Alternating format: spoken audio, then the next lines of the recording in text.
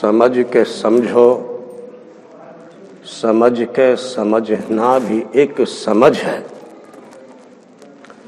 سمجھ کے سمجھو، سمجھ کے سمجھنا بھی ایک سمجھ ہے، اور سمجھ کے جو نہ سمجھے میری سمجھ میں وہ نا سمجھ ہے۔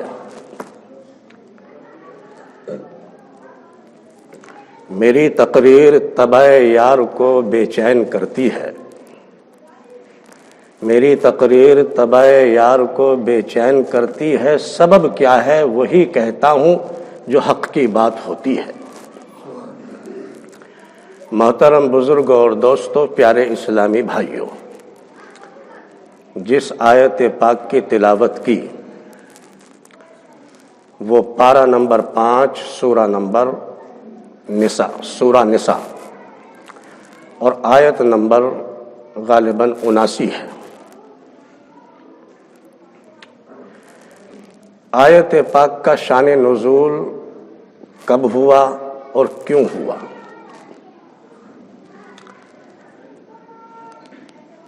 وجہ یہ تھی کہ جب اللہ کے پیارے محبوب حضور سرور کائنات صلی اللہ تعالی علیہ وسلم نے خدا کی پہچان کے تعلق سے ارشاد فرمایا کہ من رآنی فقد رأى الحق، جس نے مجھے دیکھا تحقیق اس نے خدا کو دیکھا۔ جب آپ نے یہ ارشاد فرمایا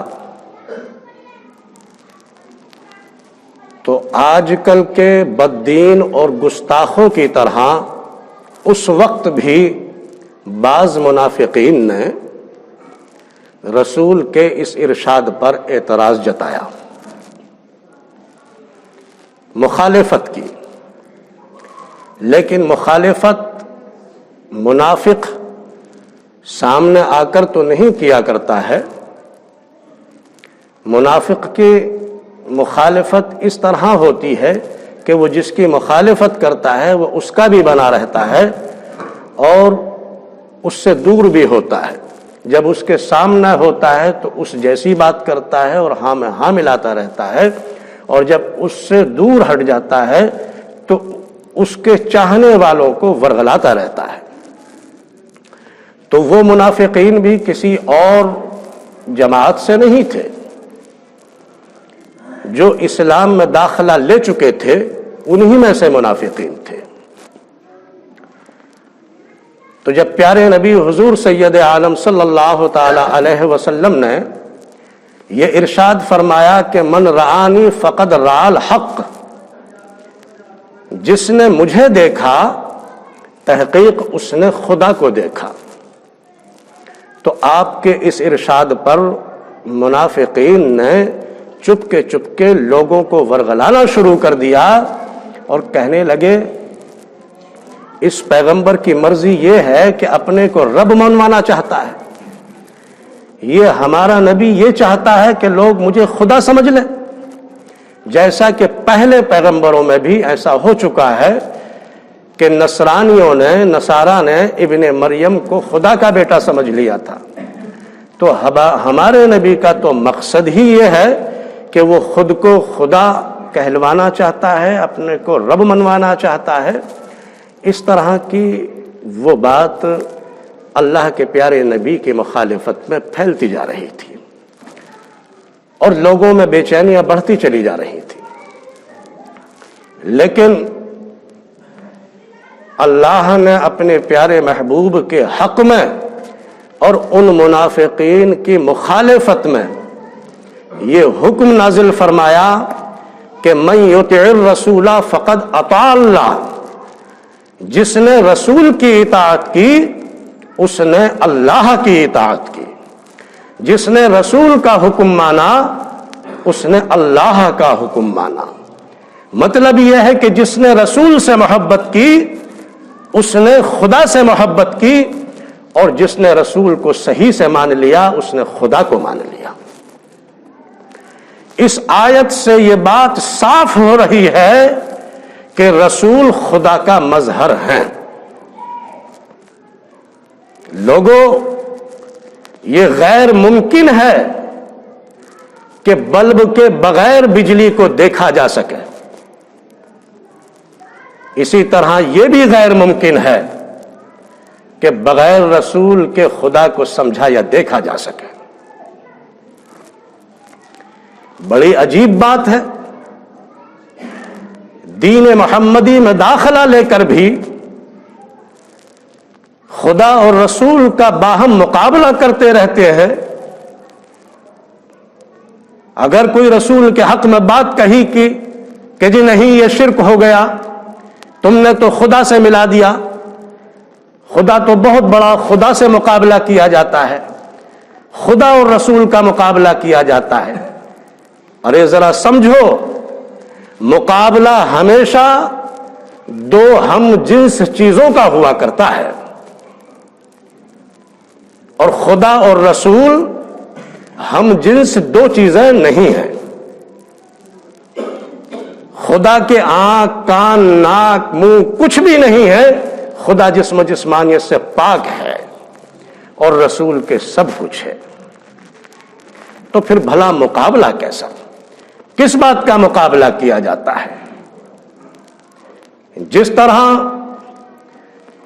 دریا کی روانی سے بجلی برآمد ہوئی اور اس نے جہان کو روشن کیا، اسی طرح سے خدا بے حد کی خوبصورتی محمد الرسول اللہ صلی اللہ تعالی علیہ وسلم کا ظہور ہوا، جن سے جہان روشن ہوا، اور اس روشنی کو ہی سراجم منیرہ کہا جاتا ہے۔ خدا مثل نور ہے اور رسول مثل چراغ ہے، اور اس روشنی کو سراجم منیرہ کہا جاتا ہے، جس کا مطلب ہے کہ وہ چراغ چمکنے والا جس سے جہان روشن ہوا۔ مفسرین کرام نے سراجم منیرہ کی تفسیریں اپنے اپنے طور پر کی ہیں۔ کسی نے سراجم منیرہ سے چاند کو لیا، کسی نے سراجم منیرہ سے سورج کو لیا، کسی نے سراجم منیرہ سے تاروں کو کہا، اپنے اپنے طور پر سراجم منیرہ کی تفسیر کی ہے۔ لیکن وہ چراغ، میں اس کو چراغ سراجم منیرہ نہیں کہہ سکتا اور نہ ہی سمجھ سکتا ہوں کہ جو خود رسول اللہ کے حکم پر سر خم تسلیم کر رہا ہو، وہ سورج، اس کو سراجم منیرہ کیسے کہا جا سکتا ہے کہ جب بادل آ جائیں تو اس کی روشنی مدھم پڑ جاتی ہے؟ اس سورج کو سراجم منیرہ کیسے کہا جا سکتا ہے کہ جب رات ہوتی ہے تو اس کی روشنی چھپ جاتی ہے؟ یہاں سراجم منیرہ سے مراد حضور رسول مقبول صلی اللہ تعالی علیہ وسلم ہیں، جو خدا بے حد کی خوبصورتی ہیں۔ دریا کو اپنی بے پایا خوبصورتی بجلی پر بڑا فخر ہے کہ مجھ سے جہان روشن ہوا میری خوبصورتی سے۔ اسی طرح سے خدا بے حد کو اپنی خوبصورتی محمد الرسول اللہ صلی اللہ تعالی علیہ وسلم پر فخر ہے، اور یہ عام مشہور مقولہ ہے، کہا جاتا ہے کہ خدا ہمیشہ رسول پر درود و سلام بھیجتا رہتا ہے۔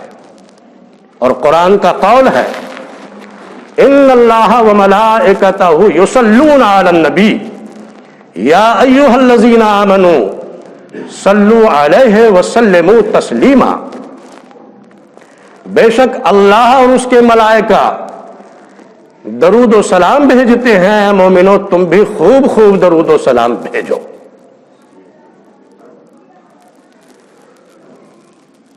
تو خدا کے لیے یہ حکم نہیں ہے۔ قرآن میں جو حکم ہے درود و سلام کا، وہ رسول کے لیے ہے کہ خوب خوب درود و سلام بھیجو، لیکن خدا کے لیے یہ حکم کہیں بھی نہیں ہے کہ خدا پر سلام بھیجو۔